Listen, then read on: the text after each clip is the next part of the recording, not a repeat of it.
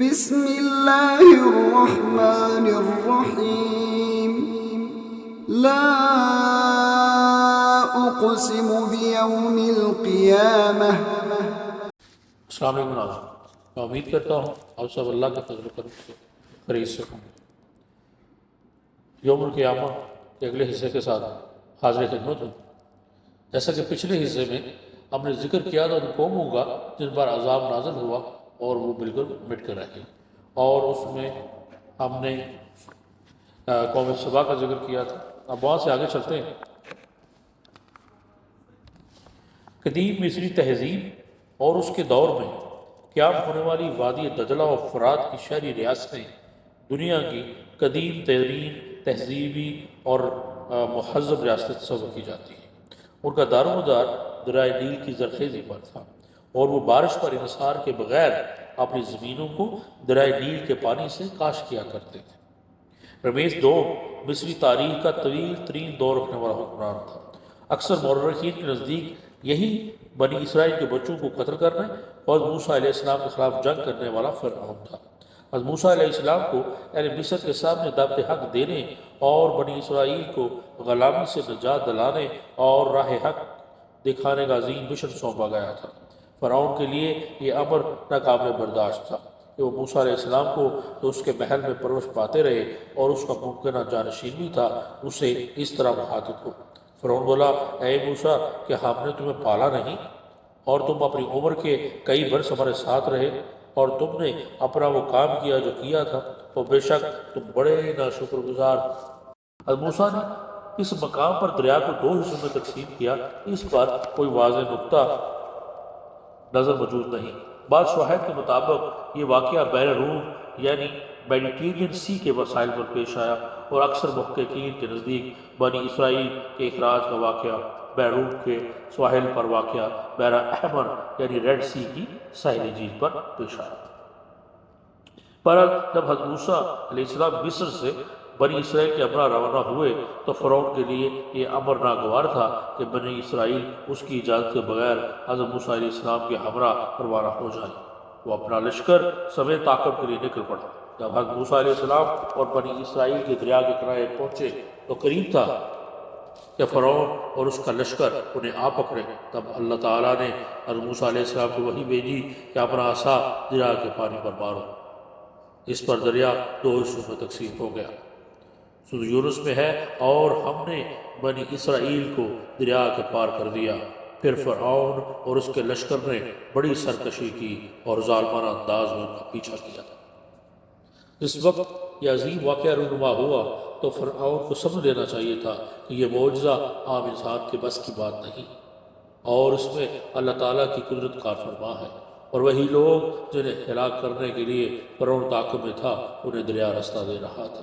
فرعون اور اس لشکر کے فہم و فراست یوں معطل ہو گئی کہ وہ بنی اسرائیل کے تعاقب میں دریا میں اتر گیا۔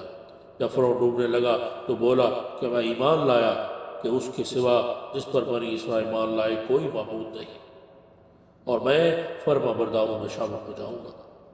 آہی لمحے میں ایمان کو اللہ تعالیٰ نے قبول نہیں کیا، لہذا سورہ یونس کی آیت نمبر 91 اور 92 میں فرمایا، اب ایمان کا دعویٰ اور اس سے قبل نافرمانی پر تلا رہا اور تو ہمیشہ مفدو میں رہا۔ بس آج ہم تیرا جسم بچائے دیتے ہیں تاکہ تو بعد میں آنے والی امتوں کے لیے ایک نشانی بن جائے، اور بے شک اکثر لوگ ہماری نشانیوں پر توجہ نہیں کرتے۔ قرآن کریم میں تباہ و برباد کی گئی ایک اور قوم عاد کا بھی ذکر ہے، جس کی طرف حضرت ہود علیہ السلام کو بھیجا گیا۔ آپ کے شرک ترک دینے اور اللہ کی اطاعت کے درس کے جواب میں اس قوم نے آپ پر کم عقلی، کذب اور اپنے آباء و اجداد کے بتائے ہوئے طریقوں کا انکار کرنے کی الزامت لگائے۔ قرآن مجید میں حضرت ہود علیہ السلام کی دعوت حق اور اپنی قوم کا رد عمل یوں بیان کیا گیا، اور قوم عاد کی طرف ہم نے ان کے بھائی ہود کو بھیجا۔ انہوں نے کہا، اے میری قوم، تم صرف اللہ ہی کی عبادت کرو اور اس کے سوا تمہارا کوئی معبود نہیں۔ یہ تمہارا میز اللہ پر بہتان باندھ رہا ہے۔ اے میری قوم، میں اس پر تم سے کوئی معاوضہ نہیں مانگتا، میرا اجر تو اس کے ذمے ہے جس نے مجھے پیدا کیا ہے، تو کیا تم نہیں سمجھتے؟ اور اے میری قوم، اپنے رب سے بخشش مانگو، پھر اس کی طرف رجوع کرو، اللہ تم پر آسمان سے موسلادھار بھی برسائے گا اور تم کو کبھی سے کبھی تر کر دے گا، اور گنہگار بن کر روگردانی نہ کرو۔ آگے قرآن پاک میں آتا ہے، وہ بولے اے ہود، تم ہمارے پاس کچھ سچ لے کر نہیں آئے، اور بیس تمہارے کہنے سے نہ ہم اپنے معبودوں کو چھوڑنے والے ہیں اور نہ ہم تم پر ایمان لانے والے ہیں۔ ہم تو یہی کہتے ہیں کہ ہمارے کسی معبود نے تم کو بری طرح سے صدا کر دیا ہے۔ ہود نے کہا، میں اللہ کو گواہ کرتا ہوں اور تم بھی گواہ رہو کہ میں ان سے بیزار ہوں جن کو تم شریک بناتے ہو۔ اس اللہ کے سوا تم سب مل کر میرے بارے میں جو برائی کرنی چاہو کر لو، پھر مجھ کو مہلت نہ دو، اور میں نے اللہ پر بھروسہ کیا جو میرا اور تمہارا رب ہے۔ ہر چلنے پھرنے والے کی چوٹی اس کے ہاتھ میں ہے، بے شک میرا رب سیدھے راستے پر ہے۔ اب اگر تم اور روگردانی کرتے رہے تو جو مجھ کو دے کر بھیجا گیا ہے میں نے وہ تم تک پہنچا دیا ہے، اور میرا پروردگار تمہاری جگہ کسی اور قوم کو قائم کر دے گا، قائم مقام بنا دے گا، اور تم اس کا کچھ نہ بگاڑ سکو گے۔ بے شک میرا رب ہر چیز پر نگہبان ہے۔ آگے آتا ہے، اور جب ہمارا حکم آ پہنچا تو ہم نے ہود کو اور جو لوگ ان کے ساتھ ایمان لائے تھے ان کو اپنی رحمت سے بچا لیا، اور ایک سخت عذاب سے ہم نے ان کو نجات دی، اور یہ تھی قوم عاد، جس نے اپنے رب کی نشانیوں سے انکار کیا اور اس کے رسولوں کی نافرمانی کی، اور ہر سرکش و متکبر کی فرمانبرداری کی، اور اس دنیا میں بھی لعنت کے پیچھے لگی رہی اور قیامت کے دن بھی۔ دیکھو، عاد نے اپنے پروردگار سے کفر کیا، خوب سن لو، ہود کی قوم عاد کا پھٹکار ہے۔ قوم عاد کا واقعہ دوسرے مقام پر سورۃ الشعراء میں بیان کیا گیا۔ وہاں قوم عاد کی چند خصوصیات بیان کی گئی۔ مثلا یہ کہ اونچے اونچے مقامات پر اپنے نشانات تعمیر کرتے تھے اور اپنے لیے رہائش کی اعلیٰ اور عمدہ عمارات تعمیر کیا کرتے تھے۔ حضرت ہود نے قوم عاد کو عذاب الہی سے خبردار کرتے ہوئے فرمایا، کیا تم ہر اونچی زمین پر ایک فضول نشان بناتے ہو اور تم پرتکلف محل بناتے ہو کہ شاید تم یہاں پہ ہمیشہ رہو گے؟ 1990 کے اوائل میں دنیا بھر کے اخبارات نے یہ خبر شائع کی کہ عرب کا فراموش کردہ شہر ریت کا سمندر اب بار دریافت ہو گیا ہے۔ بہت سے لوگ ایسے تھے جن کا خیال تھا کہ قرآن میں مذکور قوم عاد یا تو کسی داستان سے تعلق رکھتی ہے یا ان کی جگہ کا تعین ممکن ہے۔ وہ سب اس دریافت سے ورطۂ حیرت میں ڈوب گئے۔ قرآن شریف میں مذکور اس شہر کو ماہر آثار قدیمہ نیکولس فلپ نے دریافت کیا۔ فلپ کو انگریز محقق تھامس کی 1932 میں لکھی گئی کتاب عریبین پلیسز پڑھ کر یقین ہو گیا تھا کہ اس گمنام شہر کا وجود ہے، اور اس علاقے کے دورے کے دوران ان بدوؤں نے اسے پرانے قدیم رستے میں دیکھا ہے اور بتایا کہ یہ رستے اسے قدیم گھر آبار کی طرف جاتے ہیں۔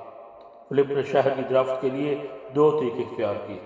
پہلے اس نے خانہ بدوشوں کے بتائے ہوئے رستوں کا کھوج لگایا، پھر اس نے امریکی خلائی ادارے ناسا سے گزارش کی کہ اسے اس علاقے کی سیٹلائٹ تصاویر مہیا کی جائے، اور جب اس نے اپنی حاصل کردہ معلومات کے مطابق کھدائی شروع کی گئی اور ریت کے نیچے سے ایک شہر برآمد ہونے لگا، یہ حقیقت واضح ہونے لگی کہ یہ تباہ شدہ شہر قرآن کریم میں مذکور عاد اور ارم کے ستونوں کا شہر ہے، کیونکہ یہاں وہ مینار موجود تھے جن کا ذکر قرآن شریف میں موجود ہے۔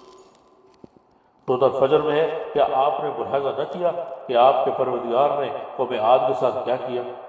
بڑے بڑے ستونوں والے جو ارم کہلاتے تھے، جن کا مثل دنیا میں کوئی پیدا نہیں کیا گیا۔ قرآن حکیم نے عاد کی تباہی کا سبب خوفناک ہوا کو قرار دیا۔ عاد نے تکذیب کی تھی، پھر میرا عذاب اور میرا ڈرانا کیسا تھا؟ ہم نے ان پر تند ہوائیں بھیجی، ایک دائمی نحوست کے دن میں یہ لوگوں کو اکھاڑ پھینکا، گویا وہ اکھڑی ہوئی کھجوروں کے تنے تھے۔ اور ایک اور سورۃ الحاقہ میں اور رہی قوم عاد تو وہ ایک نہایت تند و تیز اور سخت ہوا سے تباہ کر دیے گئے، جس کو اللہ نے ان پر 7 رات اور 8 دن تک متواتر مسلط رکھا، پھر تو ان لوگوں کو اس آندھی میں دیکھتا تو انہیں ایسا گرا ہوا پاتا جیسے کھجور کے کھوکھلے تنے۔ ایک اور جگہ ہے کہ پھر جب انہوں نے دیکھا کہ ایک بادل سامنے سے ان کی وادیوں کی طرف چلا آ رہا ہے، بولے کہ یہ گڈھا ہے جو ہم پر خوب برسے گی، بلکہ وہ عذاب ہے جس کی تم جلدی کر رہے ہو، آندھی ہے جس میں دردناک عذاب ہے۔